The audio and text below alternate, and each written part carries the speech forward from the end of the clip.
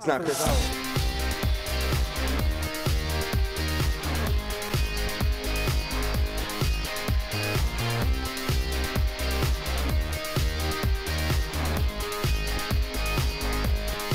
Welcome to WSN's The Zone on Fox. I'm Manny Melito. We'll be joined by my trusty sidekick, Jerry Mercado, a little bit later. But it's season 3, and it's a big season. A lot of big changes here in our football coverage. Why is that? Because today's preview show is all about the MCC, the Mid-Columbia Conference. And a lot of people are thinking, what in the heck is that? Where's the Big Nine at? They're still around. It's just different teams. We had a little split off, and we'll explain that a little bit later. Jerry will go more in depth. But this season, big things to come. We've got a lot of new features. Fido's picks. Fido, Jerry going against each other. That's right. We've got a dog picking games, and he's kind of got an inside edge. I don't know what it is, but he's got it. Tons of things to come. Plus Jerry's top 10 players, the picks, the power rankings, all that good stuff. Now let's get into this Mid-Columbia Conference. Yeah, that's right. We had to split up the leagues. The ADs got together. They said this works better for travel and all of that. So the Big Nine now up in Yakima, Moses Lake, Wenatchee, Sunnyside, and the Mid-Columbia Conference. The teams at home should make for a way more packed houses, should make for a much competitive league. It's going to be great. We've got the 3 Kennewick schools, Hanford, Richland, Walla Walla, Chiawana, and Pasco. And that's right, the 3As will be playing the 4As, and it will count just like up in Spokane. So we're going to have a lot of fun with that. Let's take a look at some of these previews of the teams coming ahead, some video that we got from football camp.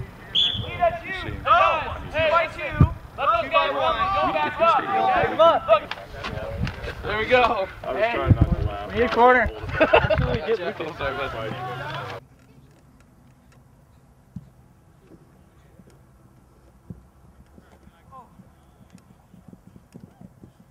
Inside run now, Mason. Inside run.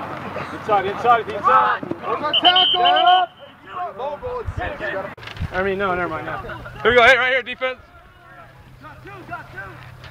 Taking a 10 from the 10. Hey, that's fine. Hey, all slants. On one-on-one. Let's go.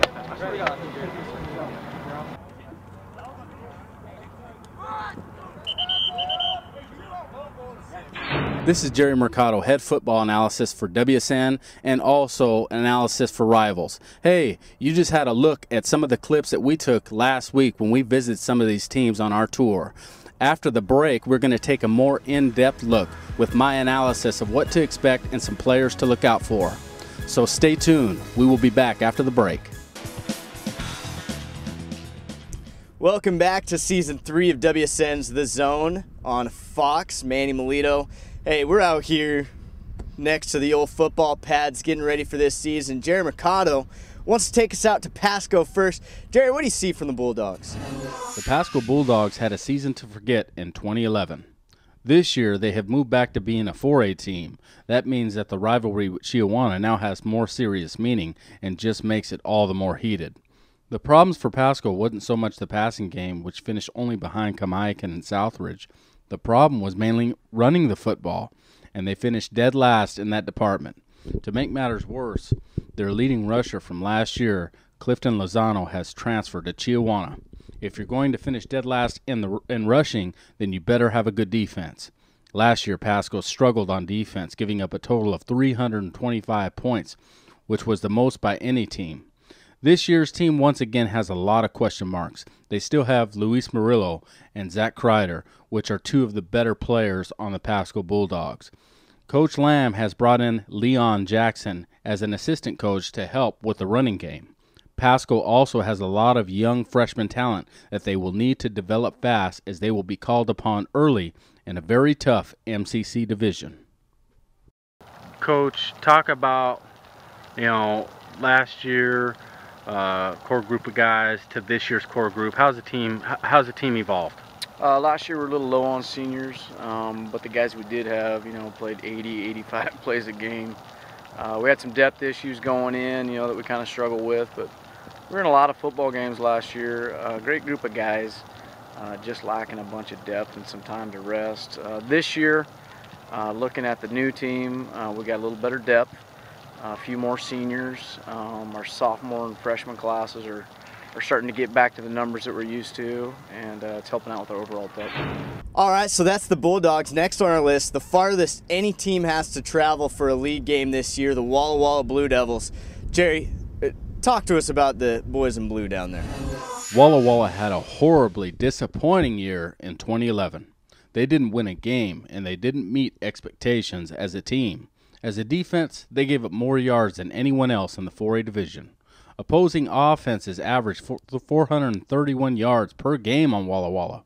On offense, despite having Mo Hancock at wide receiver, they really struggled in the passing game. The running game was one of the few bright spots on this team. Jonah Hull will be back this year after he led the 4A in rushing yards and established himself as one of the best runners coming into the new MCC division. Unlike Pasco, these Blue Devils won't have to count on as many young players as they have established talent at Walla Walla. Look for Jeremy Larson, Logan Reardon, and Stuart Guillen to make a big impact on this year's defense. For Walla Walla, it'll be about putting all the talent together as one and building their team around the running game. What's up? Oh, right here. What's up? Hey, Mom. I love you. That's right, you Richland Bombers are in the zone on Fox, and you're about to get broken down by Jerry Mercado. Jerry, take it away. What a year of ups and downs for the Bombers last season. On a positive note, they had one of the better defenses that finished only second behind Chiawana statistically, but struggled trying to defend the pass. This weakness ultimately ended their year when Davis beat them twice last year, once in a thriller in Yakima and another in a heartbreaking defeat in Moses Lake in a three-way tiebreaker to see who would advance to the playoffs. Linebackers Ethan Whitby and Sawyer Powell have both graduated. Those will be two major holes that Richland will have to fill on defense. On offense, I do believe that they will be more stable and capable of being more consistent than they were last year. Another year in Tom Moore's spread offense should help quarterback Zach Whitby, and having a workhorse like Cameron Simpson will ease the burden of trying to replace B.K. Robinson. With talents like Whitby and Simpson, I still believe the strength of the Bombers is the offensive line. They return all of the starters from last year and a center that I believe is one of the best in the league in Derek Matheson. I do believe that the Bombers are definitely upper echelon. The major question will be, do they have the tools at wideout to run the intricate passing game that has been inserted by offensive coordinator Tom Moore? You know, we expect to be in the playoffs. We expect to be playing games that matter, and there was exciting playoffs with Kamiya can run all the way into to playing Bellevue, and Kennewick was playing, and there's all this conversation about Tri-City football, and the Bombers weren't included. It didn't sit well with these kids, and so they committed to a great winter of weight training. They had a great spring with our spring football practice, and then we had a great experience down in Boise. We played some great talent down there, and now we're out here doing our sweating in the two-a-days, and it's been great so far. They've been great. So I think the 6-4 season didn't sit well with them. They've committed to doing all the things you got to do to be better, and we'll see what happens, in the next couple of weeks. That's going to be a tough conference. We got Kamiya, Kennewick, Hanford, Pasco, Walla Walla. Those are all good teams. Every Friday night's going to be a battle, and lots of fans. It's going to be awesome. Now we're going to move from the Bombers to last year's league champions who got ousted. Maybe a disappointed season by some measures. For us, we're just looking at what they've lost and what they have to gain this year. Jerry, how are the Riverhawks looking? The Chiawana Riverhawks haven't lost a conference game in over 2 years.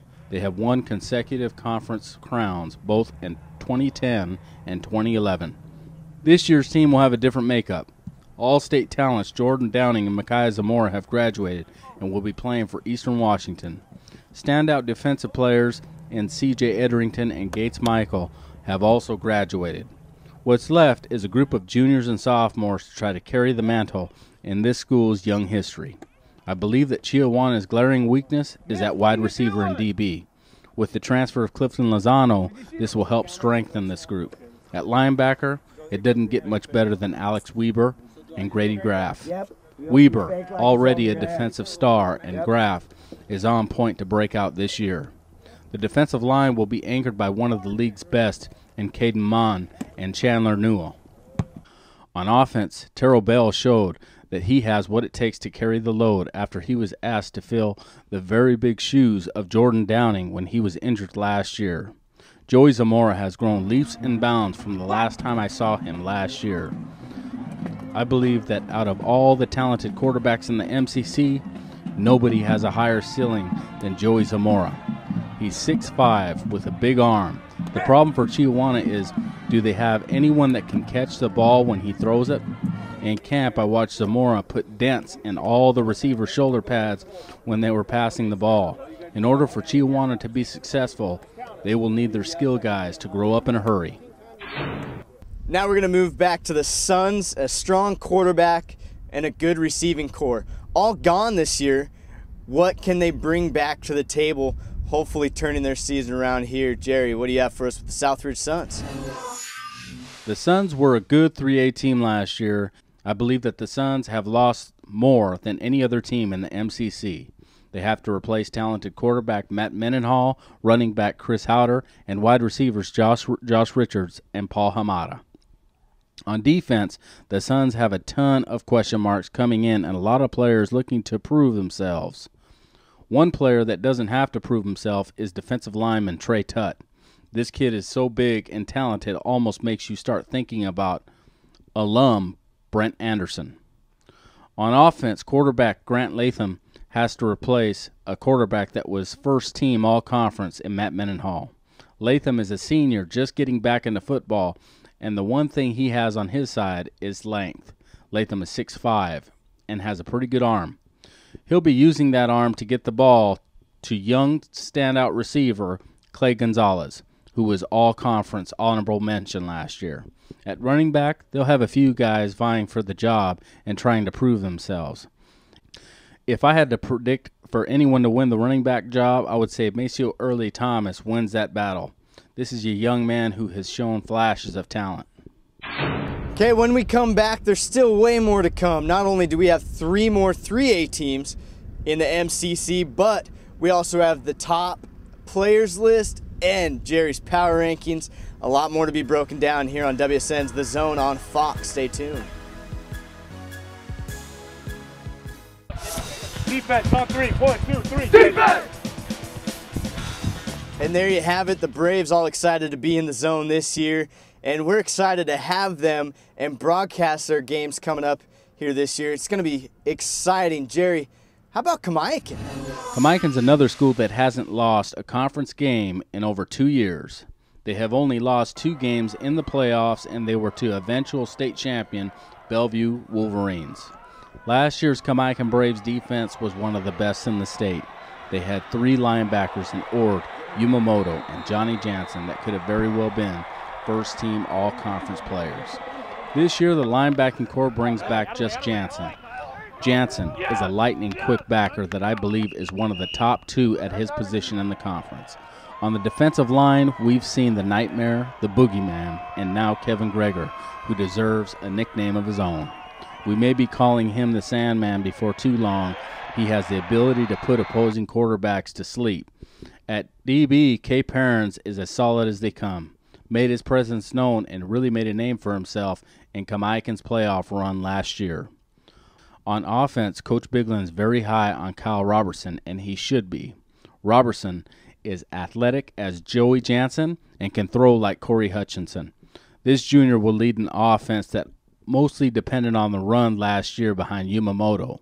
This year he has a new toy in Javon Williams, an athletic playmaking athlete that is mostly known for his ability as a basketball player. The question for Kamiya is, are they big enough up front? Dylan Keach and Kevin Greger will lead an offensive line that will be key to keeping Robertson upright. Our next team, young as in age standards and grade standards, but veterans as far as varsity experience goes, the Hanford Falcons. Do they have some high expectations? Last year, Hanford had a ton of question marks, and they came out of the year with an identity and a load of talent. No brighter talent than Joe Douglas, a senior who has recently received an offer from Eastern Washington after they watched him at their team camp. Xavier Johnson has also gained the attention of some scouts, and Will Bishop and Jake Oram will anchor a Falcon defense that may earn themselves a nickname this year. On offense, Hanford's running game may be second to none this year behind Jalen Devine and Will Bishop sharing carries. Plus Hanford's huge offensive line that will look to bully everyone around. In order for Hanford to take the next step, they will have to find some kind of passing game. They ranked dead last in 2011 in terms of passing efficiency, and they have not looked too sharp this offseason early on. All right, now last but certainly not least, we're out here at their home practice field, the Kennewick Lions. Jay, are they going to be able to give Hanford a run for their money? Nobody in the Big Nine had a bigger defensive jump than the Kennewick Lions. This was a defense that was ranked even better than Kamiya and topped the 3A division in almost every single category. They bring back a ton of talent and have a load of depth on defense. The biggest hole will be who will fill the shoes of Sean Smith. They will look to fill that void with athletic players like Devin Ramos and Alex Rivera. The defensive line will be anchored by Ethan Langlois and Jesse Salazar. While Bodie Simpson is as good as it gets in the MCC at defensive back, on offense, this is a team that was built around Grant Woods and the running game. Now that Woods has graduated, this team will depend on Devin Ramos and hope that he can stay healthy.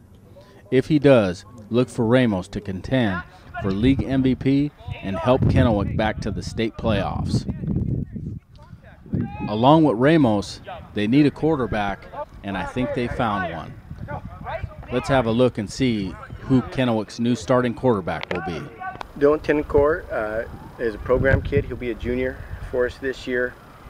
He actually going into his sophomore year, the summer right after his freshman year, played a little bit of quarterback at camp and did some things, looked good in drills, but then got in the game a little nervous here and there. And last year, his sophomore campaign, he played receiver the whole time. Every once in a while we haven't played quarterback in practice.